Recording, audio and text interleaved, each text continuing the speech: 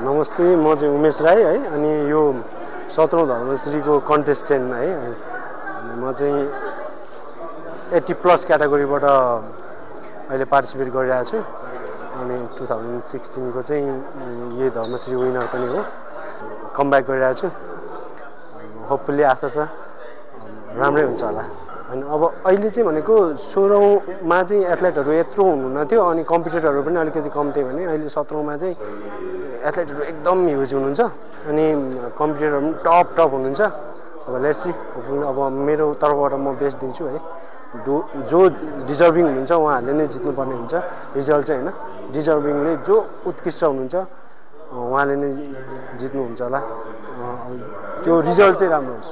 New कमर्सहरूलाई अब health is wealth हैन। अनि एउटा बडी बिल्डिङ पनि एउटा हाम्रो स्पोर्ट्स सेक्टरको एउटा राम्रो यो हो।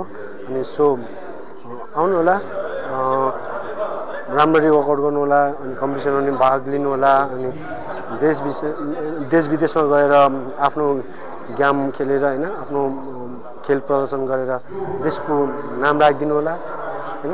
सबै आइदिनु होला। यो चाहिँ फेरि अब हाम्रो धर्मश्री चाहिँ फेरि नेपालको मिस्टर ओलम्पिया जस्तै अब गेम हो। सो सम्पूर्ण बडी बिल्डिङ एथलेटहरूलाई चाहिँ धर्मश्री चाहिँ मिस नगर्नु होला भन्न चाहन्छु। अब आउँदो धर्मश्रीहरू है त।